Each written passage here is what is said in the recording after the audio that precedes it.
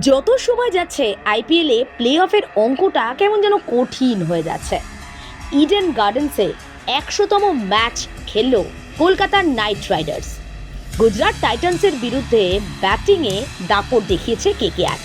ফিন অ্যালেনের fantastic ইনিংসের পর দেখা গেল বিধ্বংসী অঙ্গক্রিশ রঘুবংশীকেও। ইডেনে নাইটদের 100তম ম্যাচে জয়টা আবশ্যক ছিল। সেই ম্যাচের প্রথম ইনিংসে টসে হেরে ব্যাট করতে নামে কেকেআর। তাতে গুজরাটের বেশ কয়েকটা ক্যাচ মিসের সুবিধে পেল নাইটরা। প্রথম ইনিংসে কেকেআর তোলে 2 উইকেট হারিয়ে 247।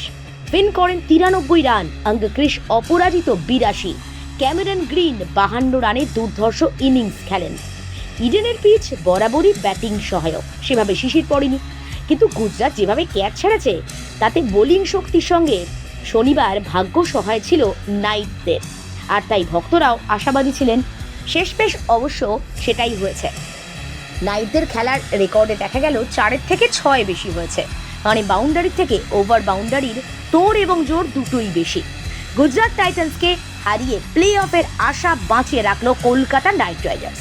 কিন্তু প্রশ্ন থেকেই গেল, যেভাবে কেকেআরে এত টাকা দিয়ে প্লেয়ার কেনা হয়েছে তাদেরকে সঠিকভাবে ব্যবহার করা হচ্ছে না, তারা চোট আঘাতে জর্জরিত হয়ে মাঠ ছাড়ছেন, এরপরও কি শাহরুখ খান ভাববেন না আগামী মরশুমে ঠিক কী করা দরকার এই টিমটাকে নিয়ে? কারণটা খুব সহজ। যারা শনিবারের কেকেআর ভার্সেস জিটি ম্যাচ দেখেছেন তাদের এই প্রশ্নটা ঘোরাফেরা করছে মনের মধ্যে। প্রায় 2 মাস মাঠের বাইরে থাকার পর মথিশা পাথিরানাকে দেখা গেল নাইট জার্সিতে। বেশ, তিনি কবে আসবেন এ নিয়ে একটা আগ্রহ ছিল সমর্থকদের মধ্যে। পাথিরানাকে দেখা গেল, তিনি ফিরলেন। অনেক বড় লক্ষ্য, মানে 248 করতে হবে জিটিকে। খুব স্বাভাবিকভাবেই হালকা ফুরফুরে মেজাজে থাকার কথা নাইট বোলারদের, কিন্তু অতিরিক্ত আত্মতুষ্টি আবার ভোগাবে না তো? রাহানেদের নিয়ে চিন্তা যেন কাটছিল না সমর্থকদের। পাথিরানা মাঠে ফিরলেন, পাথিরানা বল করলেন, কিন্তু কটা বল? গুনে গুনে 8টা বল। তারপর মাঠের বাইরে চলে গেলেন, আর ফিরলেন না। 6ষ্ঠ ওভারে দ্বিতীয় বলটি করার পরই তিনি পা ধরে খোঁড়াতে থাকলেন। এমনই অবস্থা, সাজঘরে ফিরে যেতে হলো।